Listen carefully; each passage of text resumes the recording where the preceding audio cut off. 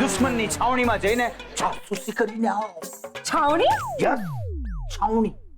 દુશ્મનની છાવણીમાં છાના પગલે જઈ અને તપાસ કરીને આવો કે એ લોકોએ આપણા સિપાહી પર હુમલો તો નથી કર્યો ને. અને જો એમ કર્યું હોય તો તું પણ છડાઈ કરી દે છે અને કહી દે છે કે દૂધ માંગોગે તો ખીર દેંગે, લેકિન મગ કી દાળ કા શીરા માંગા તો પનીર દેંગે. પનીર? હા, દૂધની તો આઈટમ છે. અક્કલ મઠી ને તું ઉભો ઉભો મારું મોટું સુજોઈ રાખે છે.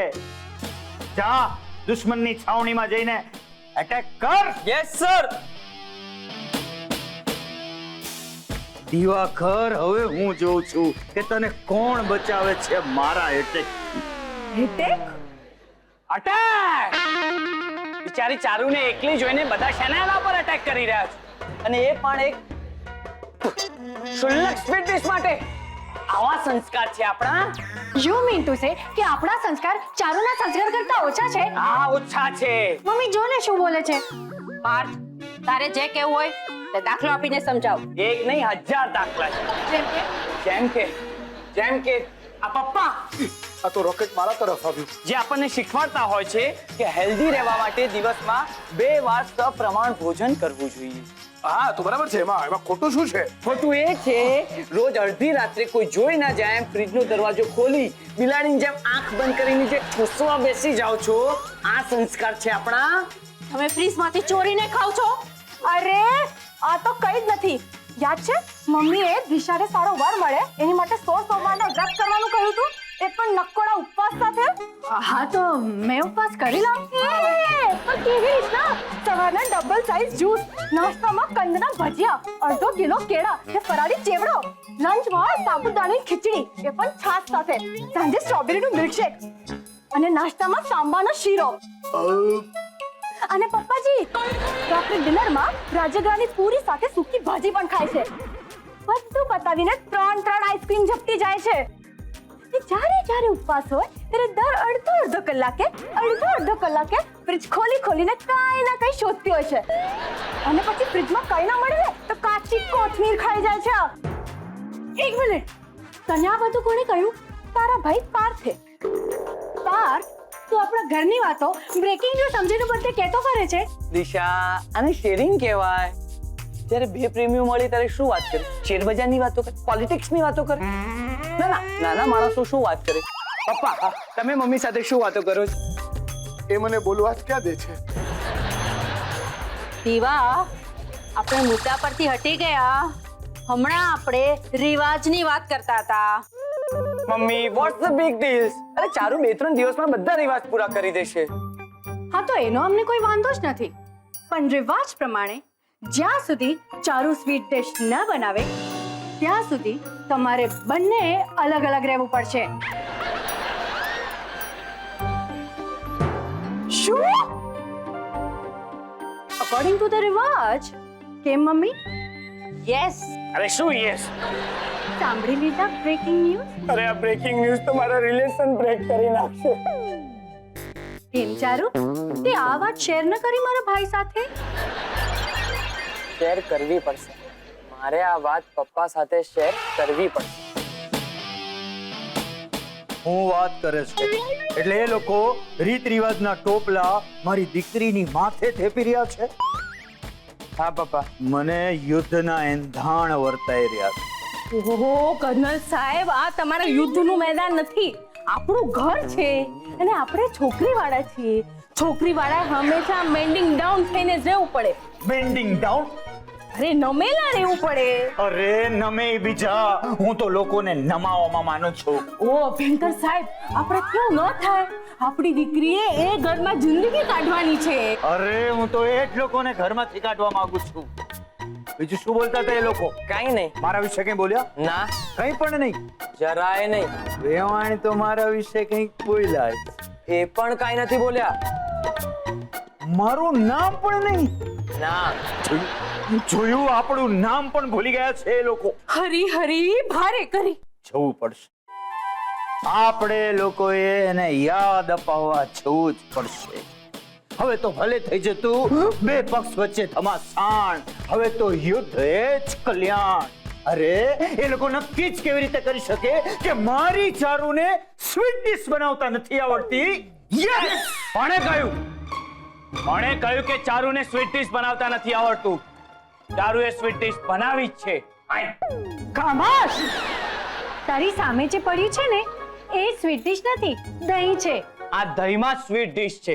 ચારુ, પેલી સુગર સિરપ છે ને એ દહીંમાં નાખ. પપ્પા, આજે કયો દિવસ? શુભ દિવસ બેટા. શુભ દિવસે દહીં અને સાકરનું શુકન કરવાથી શું થાય? શુભમ શુભ ને લાભમ લાભ. તો પછી દહીં સાકર જેવું કોઈ મિષ્ટાન હોઈ શકે? હોઈ જ ન શકે બેટા. Yes, you are right. આ મિષ્ટાન જ છે.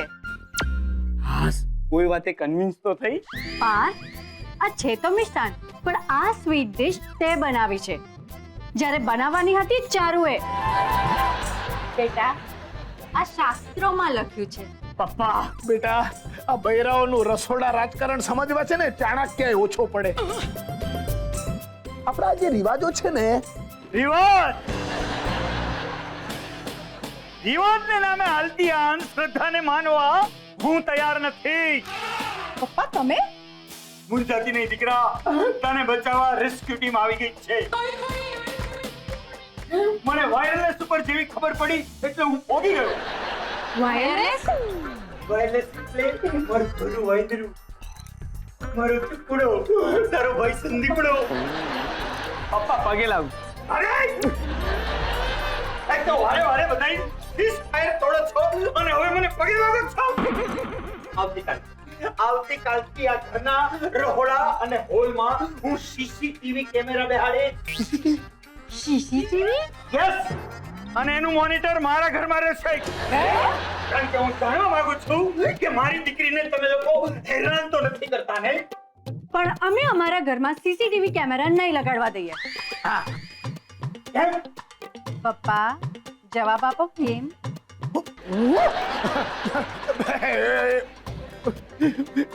હા એટલા માટે કારણ કે હું હોલમાં કપડા બદલું છું. हाय हाय जब से तेरे नैना मेरे नैनों से लागे रे रणबीर कपूर ની જે તમને તો કઈ આવડતું નથી. અરે તો હું ટોલ પહેરીને આટો મારું. અરે આ ટોલમાં રખડે છે. આવો સંસ્કાર રેડા છે તમારા વડવાઓએ તમારામાં.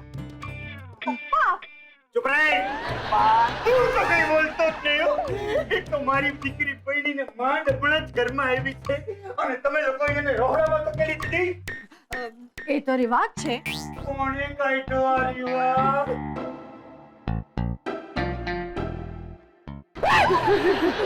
દિવાકર, મને હતું જ આવા અવરા રિવાજ તું જ કાઢે. દિવાકર, આ બધા રોકેટ આજે મારા તરફ કેમ આવી રહ્યા છે?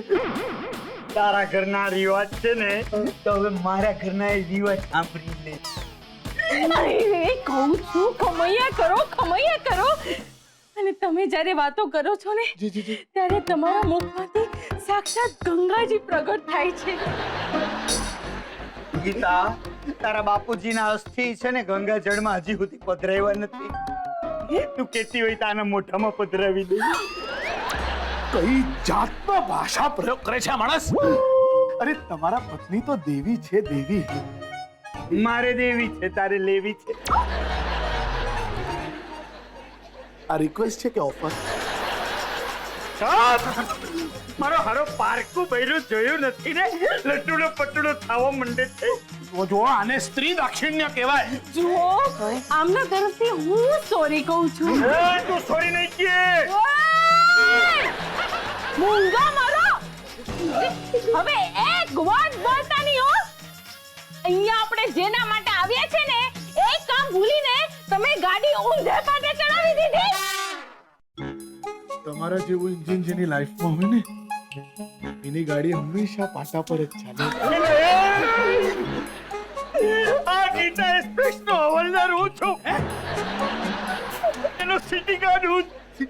અરે એનો માલિક હું છું. વધારે ટેડ કરીને તો ચેન ખેંચી લઈશ. નહીં, જો અમે અહીંયા એટલે કે સ્પેશિયલી હું અહીંયા એટલે આવી છું કે સોરી કેવા આવી છું કારણ કે શીરાનો ડબ્બો મેં ચારુને પહોંચાડ્યો હતો કિચનમાંથી અને હું ભૂલથી દહીંનો ડબ્બો આપી આવી. ચારુ આ તે શું કર્યું? આને તો એક્ઝામમાં ચોરી કરી કહેવાય ને. અને તારે આ બધું કરવાની શું જરૂર છે? અને રસોઈ બનાવતા મને પણ ક્યાં આવડે છે? અને તું આ ઘરની વહુ છે, કઈ રસોઈન થોડી છે ને મમ્મી? ત્યારે શું અમે કઈ તારા દુશ્મન થોડી છે બેટા. અરે તું તો મારી દીકરી જેવી છે. દીકરી શું દીકરી કરતા પણ વિશેષ છે. તારે મને કહી દેવું જોતું તું કે તને રસોઈ બનાવતા નથી આવડતું. વાંદરાઓ કરતા ડબલ સ્પીડમાં આપણા ભૈરવ ગુલાટ મારે. વાહ વિદ્યા વેવાણ, વાહ, માની મમતા છો તમે. તમારે કારણે તો વર્લ્ડમાં મધર્સ ડે ઉજવાય છે. સુખનો શોર્ટકટ છો તમે. ડાયમંડનો રફ અને પોલિશ કટ તમે છો.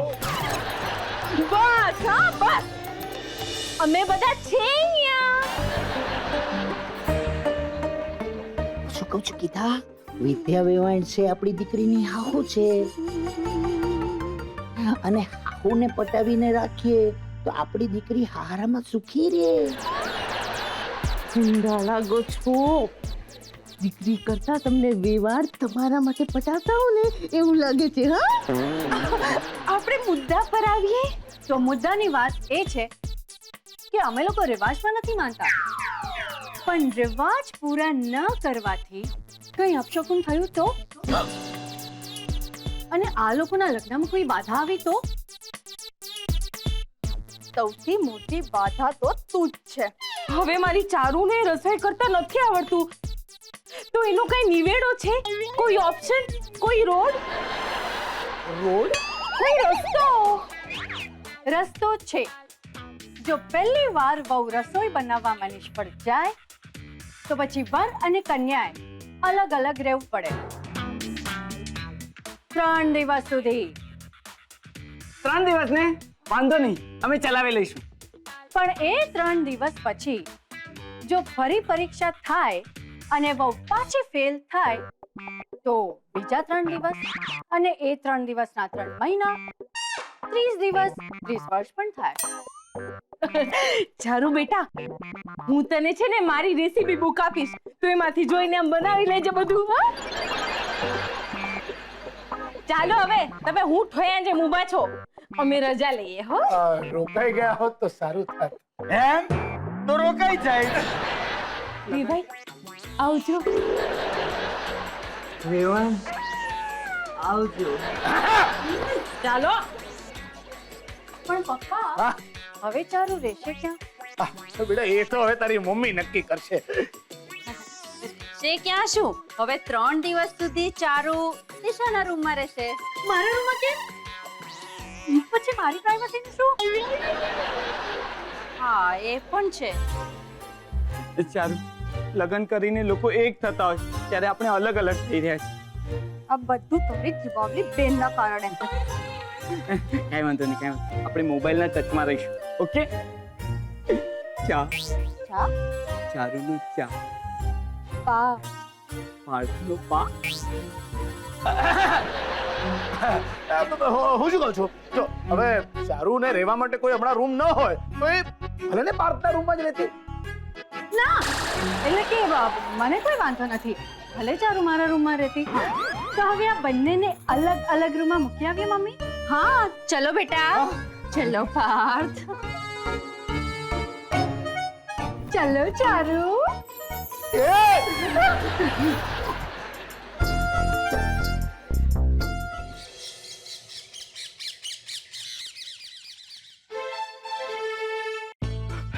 દિશા, ચા. ચા? ચારુને બોલાવે છે?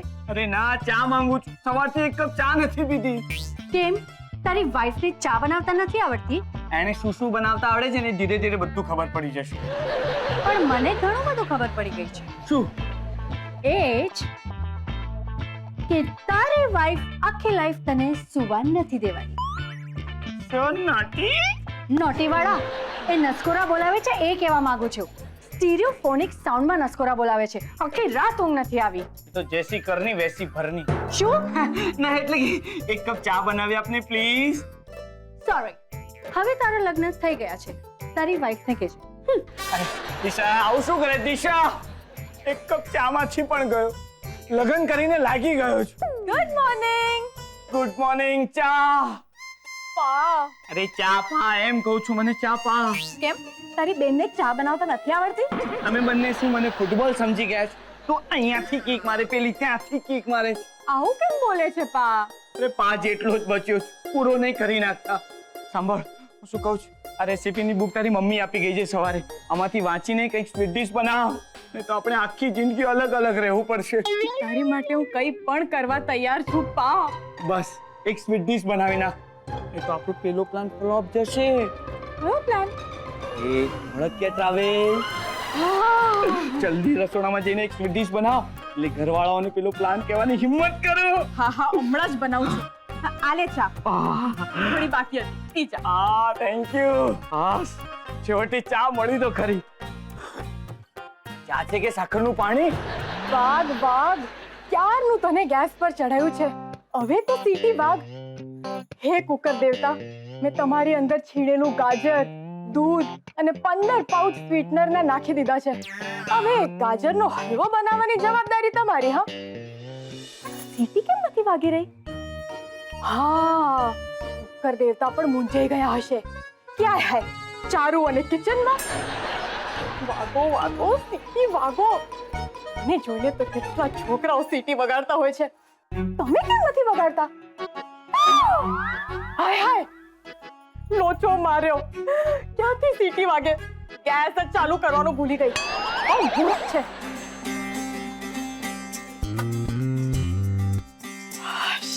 હવે 3 સીટી વાગશે અને મારી સ્વીટ ડિશ તૈયાર.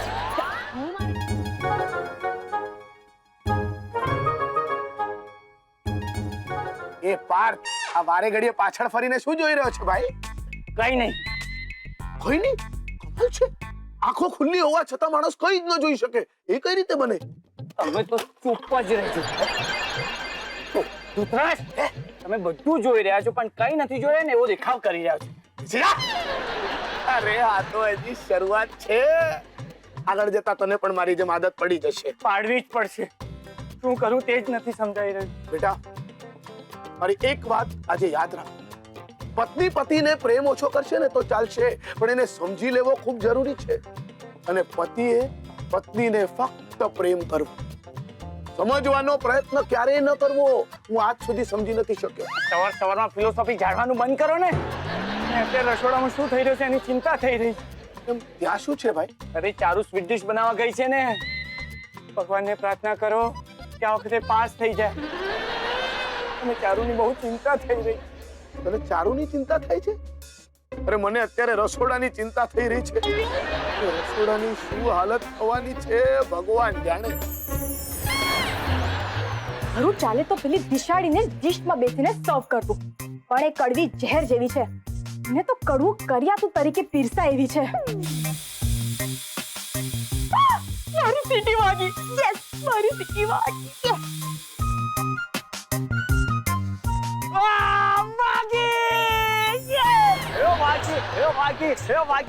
વાગી રે કુકરની સીટી વાગી. કુકરને ચારુ ચડાવતા આવડી ગઈ. ચારુને કુકર ચડાવતા આવડી ગયું. ઓ ધતાડ ધતાડ, એ સાંભળ, કુકરની સીટી વાગી એ મહત્વનું છે જ નહીં, અંદર શું થયું છે ને એ મહત્વનું. શું બોલો? અહીં કઈક સારું મૂક્યું હશે કુકરમાં, એટલે તો કુકરે ખુશ થઈને સીટી મારી. એ પાર્થ, તું ગાંડો થઈ ગયો છે? આ ગાંડો થઈ ગયો છું. મમ્મી તે સાંભળ્યું? કુકરની સીટી વાગી. સાંભળ્યું, પણ એમાં નવું શું છે? હા, પેલા એમાં જે બનાવ્યું છે એ ચાખવામાં આવશે, પછી નક્કી થશે તમારા બંનેનું સાથે રહેવાનું ભવિષ્ય. પપ્પા ચારુ પરીક્ષામાં પાસ તો થઈ જશે ને? બેટા ભગવાન પર ભરોસો રાખ, સૌ સારા વાના થશે. પપ્પા ચારુ રસોડામાં છે, હોસ્પિટલમાં નહીં. આહાહા. જેમ વરસાદ પડે ને વિશ્વામિત્રી નદીમાંથી મગર બહાર આવે ને એવી રીતે રસોડામાંથી સુગંધ બહાર આવી રહી છે. કમાલની કલ્પના કરે છે યાર તું તો. સ્વીટ ડિશ તૈયાર છે. Ten ten ten. શું બનાવ્યું છે? ગાજરનો હલવો. આહા ચખાડ. આપણા લગ્ન જીવનની શરૂઆત થાય. લીજીએ જનાબ, હાજર હે ગાજરનો હલવો. લાવો ચખાડો. શું થયું? નથિંગ. બંદર ક્યાં જાને અદરક કા સ્વાદ. પહેલા મને ચખાડ. હું તને મારા હાથેથી ખવડાવીશ. હું મારા હાથે ખવડાવું ત્યારે તો મોઢા બગાડતો હોય છે. કેવો લાગ્યો? અદ્ભુત અદ્ભુત છે ગાજરનો હલવો. જો વડોદરાના માર્કેટમાં તારો ગાજરનો હલવો આવ્યો ને તો લીલો ચેવડો અને ભાખરવડીની શું હાલત થશે કઈ ખબર નથી.